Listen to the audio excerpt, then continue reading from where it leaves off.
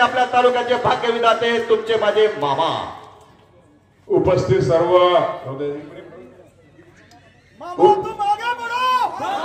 उपस्थित सर्व बंधू आणि भगिनींनो, आत्ताच माझ्या अगोदर अप्पासाहेबांनी आता मार्गदर्शन केलं. मी मुद्दामून सर्वांची नावं घेत नाहीत. सर्व आदरणीय व्यासपीठ, सरपंच, उपसरपंच, सर्व ग्रामपंचायतीचे आजी माजी सदस्य, सोसायटीचे चेअरमन, आजी माजी चेअरमन, आजी माजी अध्यक्ष, तंटामुक्तीचे अध्यक्ष, आजी माजी अध्यक्ष, आजी माजी सदस्य, आपल्या गावचे सर्वच प्रमुख, उपस्थित सर्व बंधू, पत्रकार, मीडियाचे सगळे प्रतिनिधी, बंधू आणि भगिनींनो, आज आपल्या काठी गावामध्ये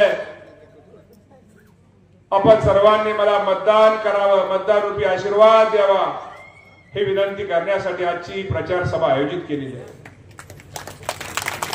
बंधूंनो, मी प्रचार सभा मुद्दामून ह्या वर्षी थोडी, अप्पासाहेबांनी मला सांगितलं की मामा यावेळेस एक वेगळी पद्धत वापरा. वेगळी पद्धत ही वापरा की प्रत्येक गावातल्या, आता कुठल्या गावातल्या बाहेरचा माणूस या गावात दुसऱ्या गावामध्ये आला नाही पाहिजे. तिथला प्रॉपरच माणूस पाहिजे. त्यामुळे कोणाला गाडी गुडे इथं भरणेवाडीच्या माणसाचं काठीत काय काम आहे आणि काठीच्या माणसाचं भरणेवाडीत काय काम आहे, त्यामुळं आपण ह्या वर्षी एक वेगळी पद्धत वापरून त्याच परिसरातल्या, त्याच गावातली माणसं सभेला कशी हजर राहतील. नाही यापूर्वी आमचं काय व्हायचं, 200-300 गाड्या तालुक्यातल्या असायच्या आणि त्या गाड्यातलं तिथलं माणसं सगळी भरायची आणि गावातली 20 माणसं असायची. तेव्हा त्या गावातली माणसं आपल्याला ओळखू येत नसायची. त्यामुळे आज ही एक नवीन आपण पद्धत इंदापूर तालुक्यामध्ये पहिल्यांदा पाडली.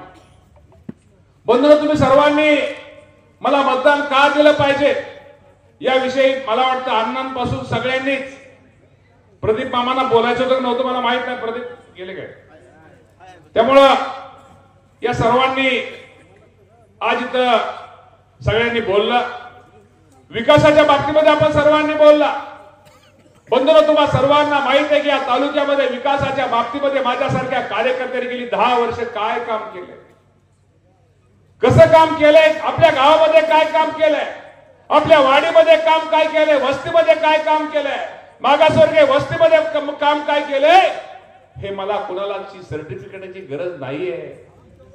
मुस्लिम समाजामध्ये तुम्हा सर्वांना माहित आहे, यापूर्वी मुस्लिम समाजामध्ये इंदापूर तालुक्यामध्ये निधी कधी आला होता का?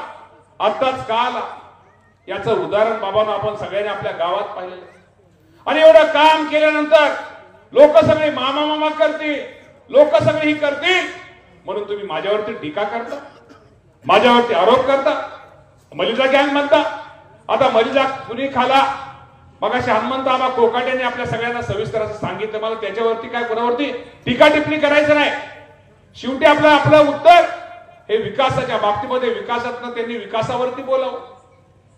आज कुणीतरी पक्षाचे माझे अध्यक्ष, आमचे आदरणीय नेते जयंत पाटील साहेब आले होते. जयंत पाटील साहेबांनी सांगितलं, पत्रकारांना काल त्यांनी बोललं, कुठे निमगाव मध्ये बोलले. आज तुम्हाला प्रामाणिकपणे सांगतो, तुम्ही सगळेजण 22 गावातले शेतकरी आहात आणि 22 गावातला मी पण आहे. तर या तालुक्यातल्या शेतकऱ्यांसाठी, या इंदापूर तालुक्याच्या 22 गावांना पाणी कसं शेतकऱ्यांना मिळेल, शेतीचं पाणी कसं मिळेल, यासाठी बाबांनो प्रयत्न केले गेले पाहिजे.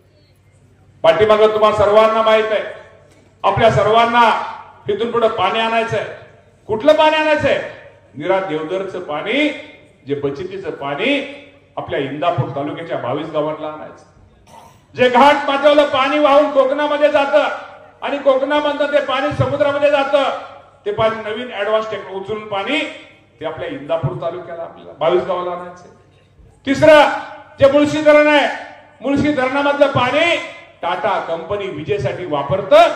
त्या विजेच्यासाठी वेगळी पर्याय व्यवस्था करून ते मुळशी धरणाचं पाणी पुण्याला आणून ते माझ्या इंदापूर तालुक्याला कसं आणता येईल ते आपल्याला बघायचंय.